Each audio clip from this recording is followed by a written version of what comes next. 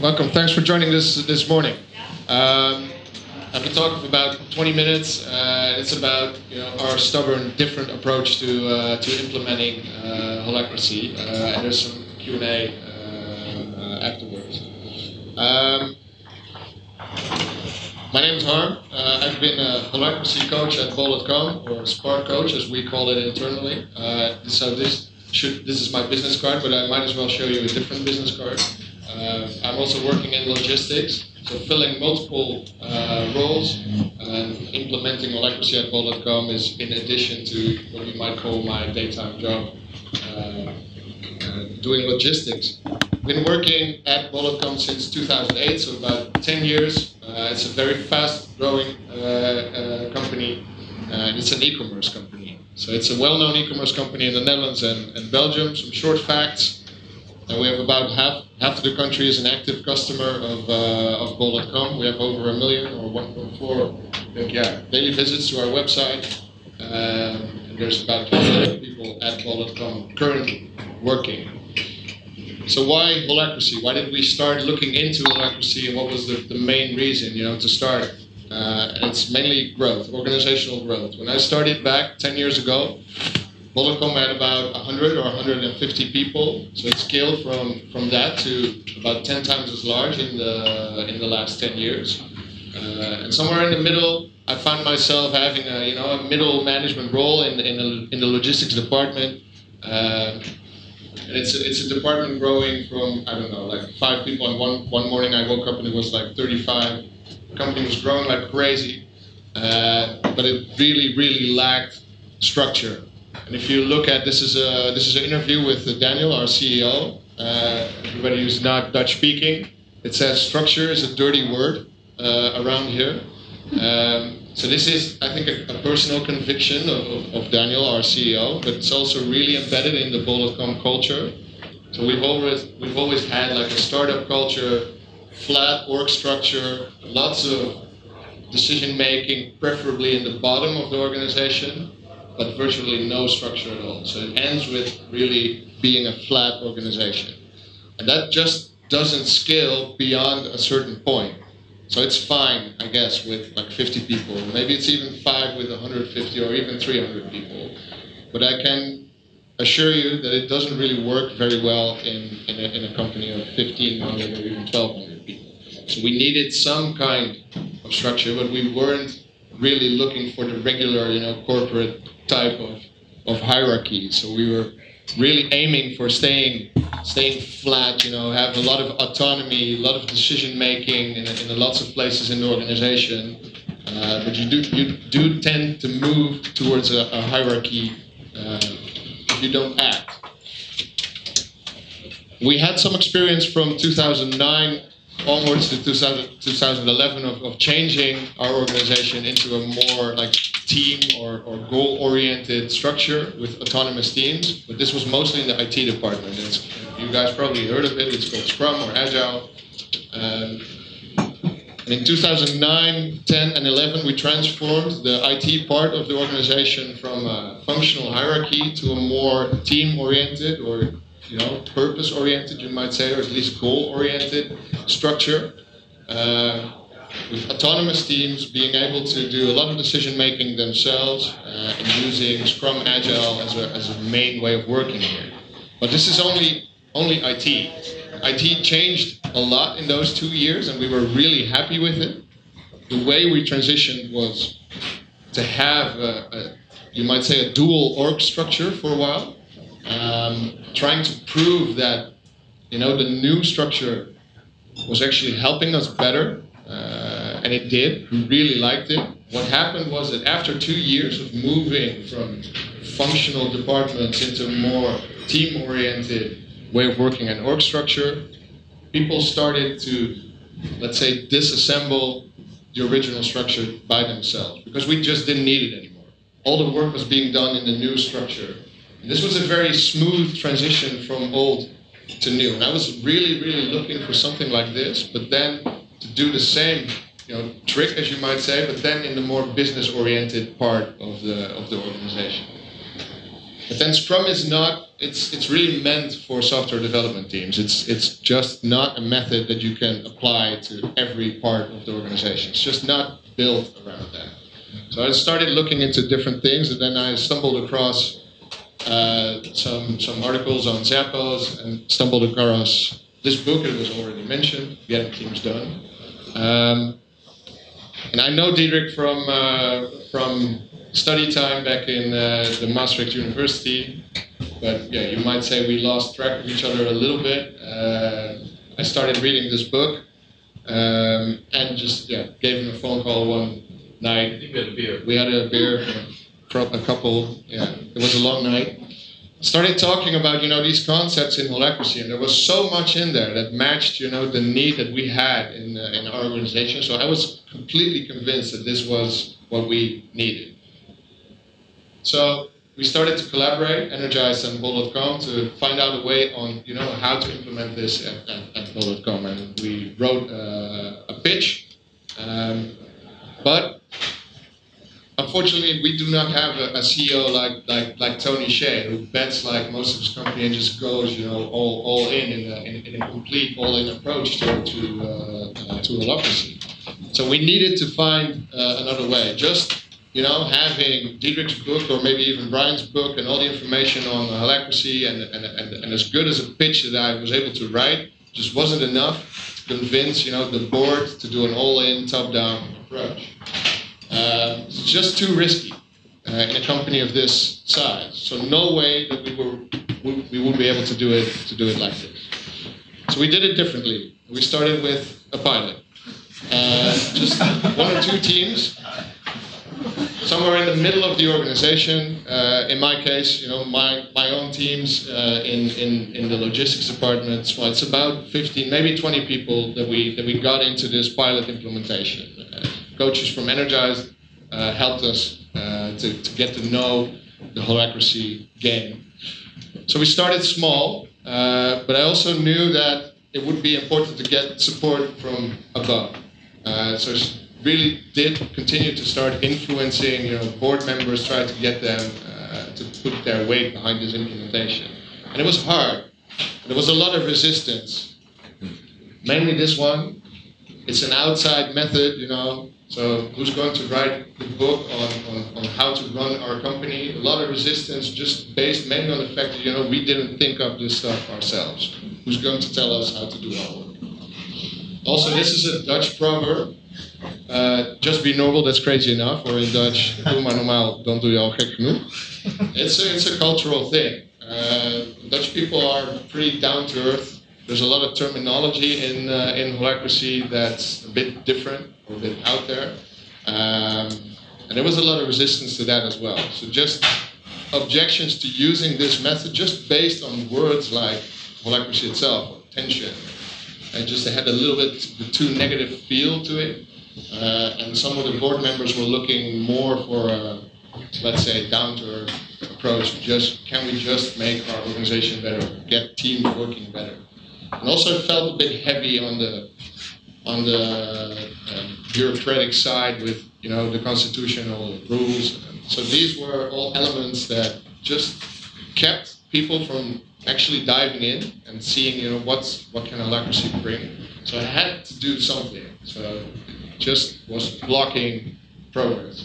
So we sort of rebranded it, and it's a bit of a trick, of course, because we just used the Bol.com blue color and our own font and gave it a bit of a different name. We sort of changed it into, it is something that at least partly got invented here. So it's a bit of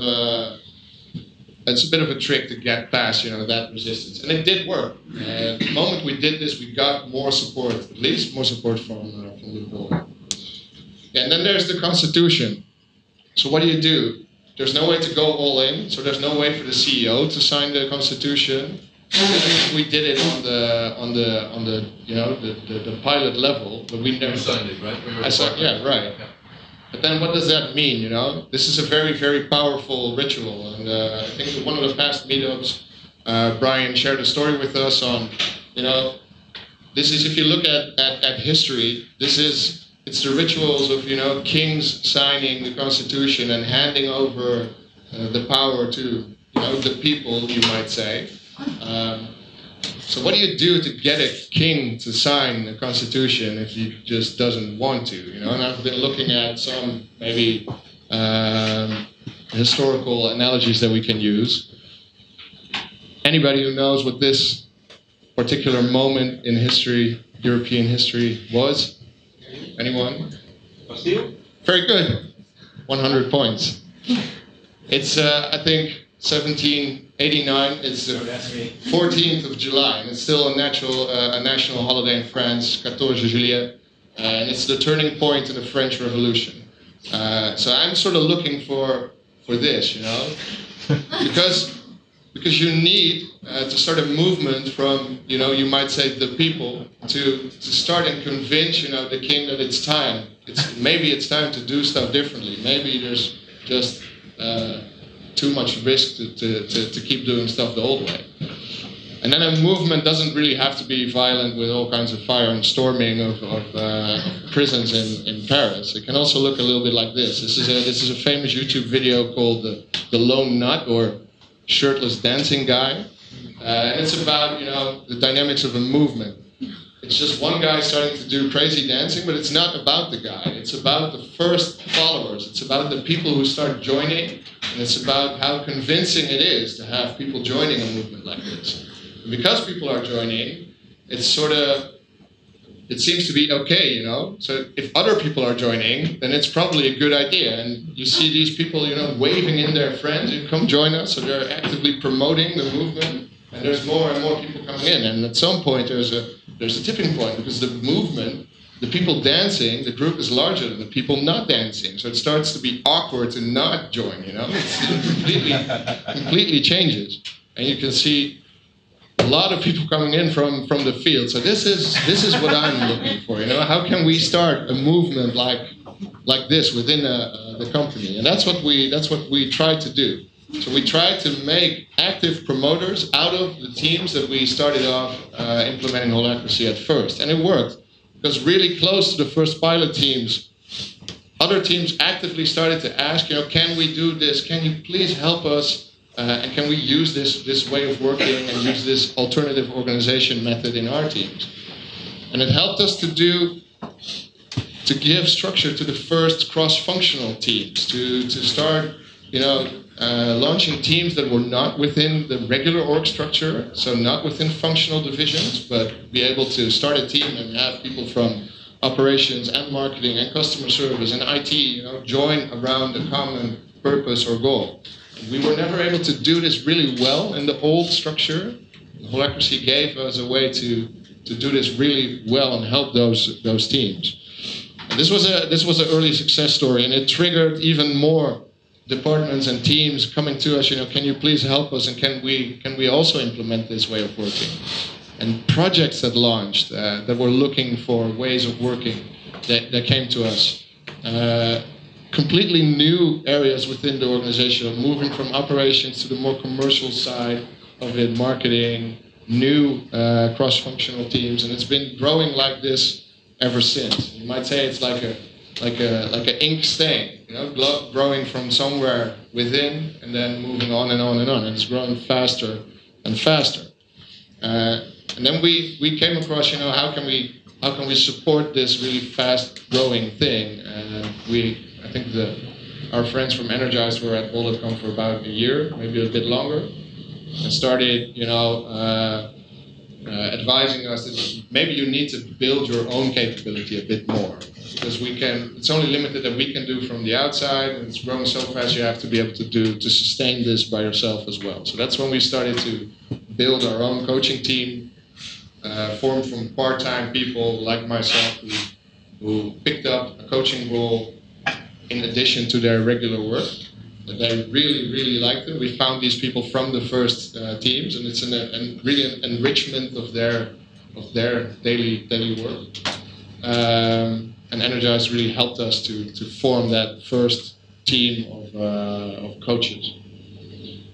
Yeah, and then the way to actually, you know, to market this movement, and what's in my opinion, you know, the best way to make it grow is to actively promote it from within.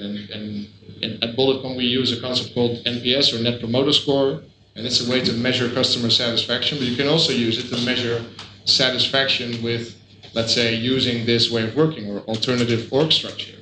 So we were looking at, the question you ask here is, how likely is it that you would recommend this way of working to colleagues or friends? And people who score it 9 or 10 are active promoters of it. Yes. But people who are scoring lower aren't active, they're actually detracting. And the important thing here is to figure out, why. So what's the reason behind this? What's the drivers for lower scoring? And that's the thing, it's a bit comparable to Mike's story. So we were actively seeking out those reasons and trying to improve. And since we don't have a all-at-once implementation, but we implement team after team after team, we can get a feedback loop going and try to improve, ourselves, the method a little bit. So we're looking for the promoters. We're looking for the people waving in their friends and please, we like this. You should try this also. So where are we currently? Our ink stain, if you will, increased from that first pilot team of about 15 or maybe 20 people to, I think this is somewhere around the point that Energized stopped actively coaching, around 135, maybe 150 people. It's about 325 now in 40 teams. We have 6 part-time coaches at the moment. Our first full-time coach is starting next month. That's a real milestone for us, and we've been able to increase the Net Promoter Score a couple of times now by actively finding out, what is the reason for people to score low. The most important things that we've learned along the way in those two years, share some of these learnings with you. First of all, what's going well? The tactical meetings are, almost everybody agrees are great. They're fairly easy to learn. Virtually all people really love the ability to process their own tensions. We have a much better way of making cross-functional teams work in this new, alternative org structure than in the functional hierarchy that we had before. Glassrock, I think it's very important. It really helped us implementing because so much of the structure is already in the tool. So it sort of moves the process of doing Holacracy a bit to the background. It's easier to focus on the work itself. The teams just accept it faster. We had a really great start with Energize at the beginning because it allowed me to do, with only maybe 1 or 2 days a week, very low time investment, and still be very effective in this implementation. But I also like it that further along the road we were able to do this ourselves, because internal people just have, no offense to Dietrich, but they have a little bit of a better feel of the company culture. So what's the challenges? What still needs improvement? I've heard it a couple of times today and also yesterday. The governance meetings, all people agree that they're important, but most don't really like the formal, strict nature. We're still struggling with just the way that these meetings are being done. And we have an extra challenge here because we still have a dual org structure. The teams just don't really need it. You can still fall back a little bit on the old structure. So it makes it harder for us to make those governance meetings work. Still struggling, doing a couple of experiments here to find out, what's the better way for us to do it. We still need a coaching leader in the team, or yesterday in my table, somebody called it the asshole role. So who's, responsible for helping the team be sharp or to grow, to improve, who's triggering the people in the team. So if former managers or lead links, step out a bit too much, and that's not okay. Somebody has to take this role. I've also heard the third point, the Holacracy method focuses mainly on the hard side, the structural side of team coaching, and less on the soft side of it. So, giving feedback. Do you actually dare, to do an impactful proposition in a governance meeting? So more the soft side, you really have to add extra attention there. And we have to improve our 360-degree feedback process. So in the dual org structure, we're forming completely new teams. but performance reviews were in the old structure. But if your performance reviewer is not in your team, then how are you going to make that work? So we almost immediately needed to improve that point. We've made some steps, we have to do a bit more on this. To sum it all up, I think one of the most important things for us to get going is to get a feedback loop going.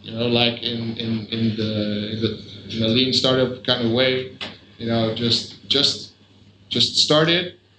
Start with teams. See what you learn, and make sure that you can improve really, really fast based on the feedback you get from teams. And I see that as a very because we just don't have an all-in at-once implementation. We actually get the opportunity to do it this way, to get that feedback loop going and do multiple iterations of the implementation itself, and make sure it gets better and better and better along the way. I think I'm more or less within the time boundaries. So happy to share the story with you today. Thanks again for being here. And now you've heard our story. I'm curious on the questions that you might have. Great. First, a round of applause. Thanks, Hans.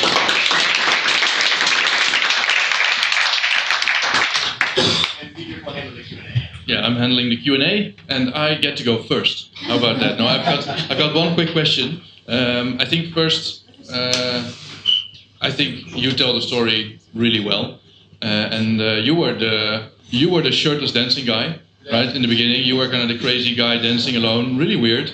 But then other people started joining in, and I think they started joining in because you were dancing so damn well, right? Like you have a way of telling the story, so I think that's awesome. I have one question that I wanted to throw in, and then let's open it up. And my question is, it wasn't easy, it was kind of scary getting started. Why the hell are you so committed to this, personally? Like, what's in this for you? Yeah, for me it's the, so you can say, I usually start my implementation presentations at bol.com with, do you think that if bol.com is twice the size it is now, that we're still equally effective and innovative? And then most people say no, absolutely no. It's just the fate of organizations that as you grow, you just start to suck more.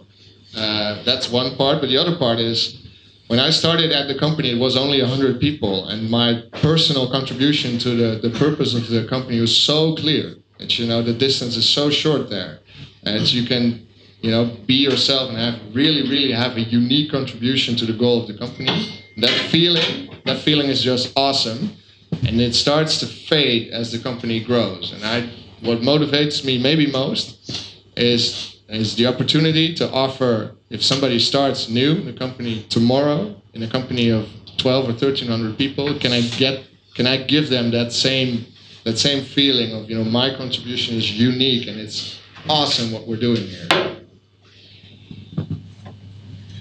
Thanks, wonderful. I think we're going to start with you, David. First, congratulate you. Really, you have a lot of courage of what you've done in the company. One thing that doesn't make too much sense to me is that I see in your net promoter scores, they're not very high. And however, not very high. Yeah, 26 at the most is not a very high number. A good number for NPS is 70, 60. They're good numbers because it's an asset measure. Okay? However, you have 40 teams doing this. I mean, you have a lot of people asking you to do this. So, how do you compatibilize that you have a low promoter score, but there is a lot of people going in? So, thanks. I don't know if 22 is a low score, because there's no. I've never seen a benchmark for a Holacracy NPS. So I only know customer satisfaction for e-commerce companies, and we have I don't know, it's about 50 or something. So maybe it's not even that low. I've read somewhere that NPS is for insurance companies. They're low as hell also, because who's enthusiastic about insurance? 0 is very good in net promoter score. Yeah. If you benchmark it, 0 is excellent. Yeah. It sounds it's it sounds low because of the way of measuring. But 22 is actually, if you benchmark it, well, not on Holacracy, but on other NPS researches, 22 is extremely high. Also, maybe I'm measuring wrong. I'm not sure, but maybe we should do a benchmark. So if anybody has the opportunity to do something like this, I'd like to cooperate.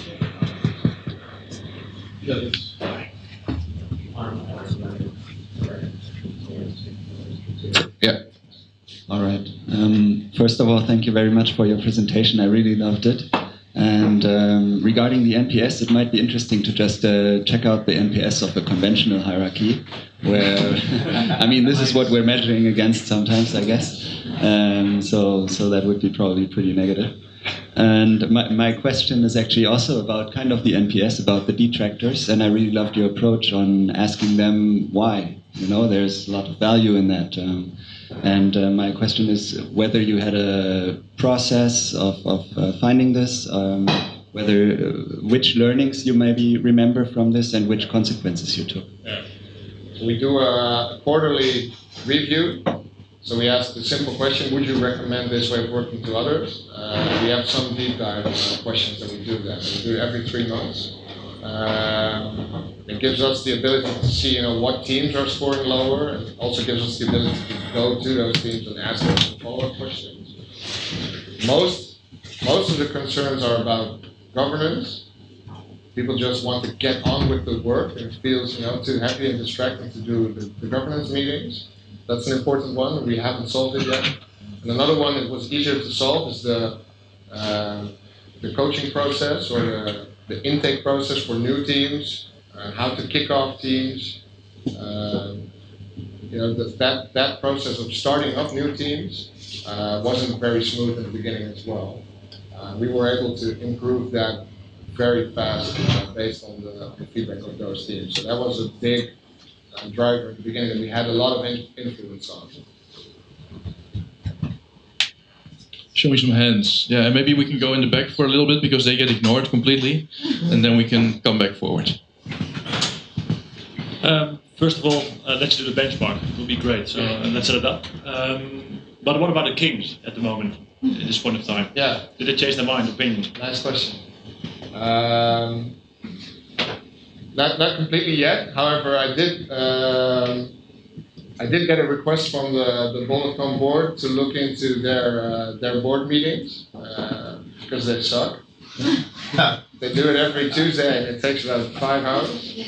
And they're considering changing that, and they've approached me about it. So in my mind, this is the conviction of there's 325 people in the company already working with it. So there's no way around it anymore. And I have one strong supporter within the board, so I have sort of an insider there. I'm not sure if they'll do it. I still have to start the talks with them. But I really do see it as a positive encouragement. That it's really, the change management literature states that if you get past 30%, and that's sort of a critical point or critical mass, we should be around that point right now. So I really, really hope that literature is just, that it really works out. And they could still kill it, right? So it's a scary experiment. It's scary as hell. But we're learning a lot. Did you have a question? First off, thank you. It's very good talk you went through. One of the questions I had is where you're saying what needs to be improved or where you're at now. And I think it's very intuitive with tactical meetings. They're very operational, and I think everybody seems to do quite well with that. My question is on the governance, where you're saying you need improvement. Is it because of the process, or is it because of the members not understanding the roles, accountabilities, purpose, policies, and so forth? Yeah. I think because when we ask colleagues, do you agree that this is an important thing to do, or an important sort of right to have, and they all agree. It's just the process itself, the strictness of it. Maybe it's a cultural thing. I'm not completely sure. Just something Dutch people don't really like. I'm not completely sure about that. So it's mainly, the way to achieve the governance change that they're objecting. And it's the soft skill side of it. What I see a lot is people tending to stay on the safe side and doing governance proposals that really don't really, we change a word in one accountability sentence. That really doesn't make any impact at all. And then that doesn't really help because other team members will probably go like, geez, do we need to spend all that time to clarify one word? So it's also getting rid of that fear. You have this new ability to really make impactful change. So what do you do to get people to really, really step into that and use it? And it's just the process itself. The governance meeting isn't really helping that, in my opinion. You have to do something else as a coach. Maybe it just takes time. We do see it improve when teams tend to practice longer. In tactical meetings, I see more that it's easy to adopt, and using new language like I have this tension that we should really also automatically help them get to the deeper level, even if you don't do extra coaching there. I don't see that same dynamic in governance. Yeah, and this is the conversation that we've been having, right? Like doing this experiment. Like what's going on, and I'd say that it's probably more company culture because we have plenty of Dutch companies that are taking to it. So I don't think that's quite it, although it's part of it. And as long as you have a dual structure, then governance is not the trusted place to process your tensions about structure. There is still a legacy system, and I think as long as that's in place, even if you're not using it, psychologically people know that there are things that are decided in the management hierarchy, right? Yeah. So I think that's also kind of limiting the effect of it. But again, this is the conversation that we're having. The jury's still out there, right? So we're learning. I think we have room for a couple more questions. I'm going to go to you and then come to you. Thanks for giving us an inside look on that implementation. You choose the bottom-up thing, and that makes it a bit different because if you start from the top, I think it's easy for a manager to describe the expectations that he or she has for a team.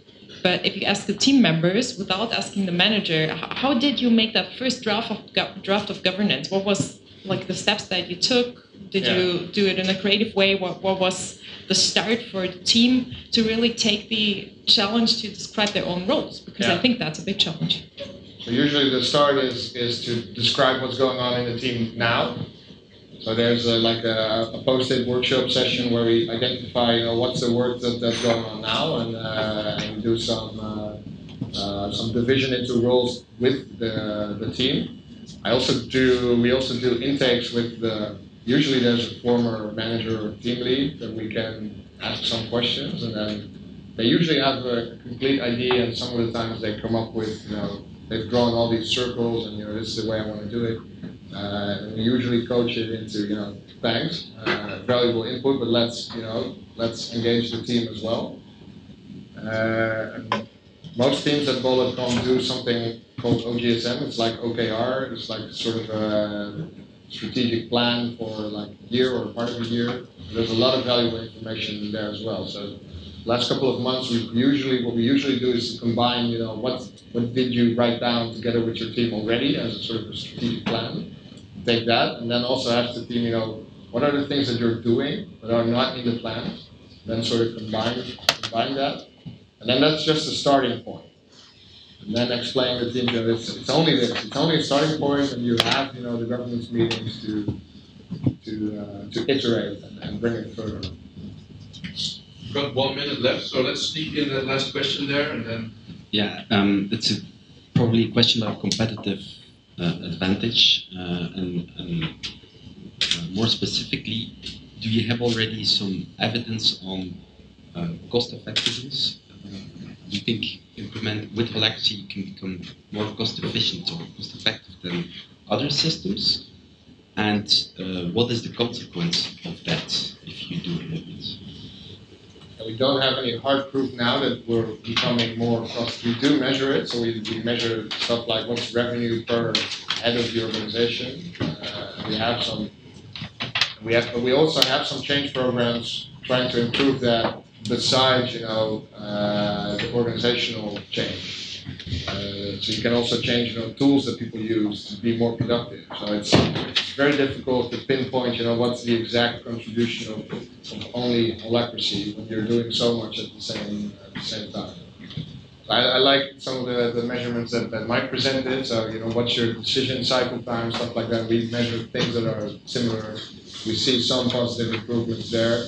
Besides we have like engagement surveys and stuff like that, so that's also a bit more on the soft side. Employee satisfaction or engagement, we see positive effects there, but those aren't really quantifiable in terms of what's the cost benefit of the company. Have you had like radical? I think we have to stop there. Like we're over our minute, so again, like always, we're here for the rest of today and tomorrow. So find Harm to talk to him. But for now, I'd say a big round of applause for the dancing guy.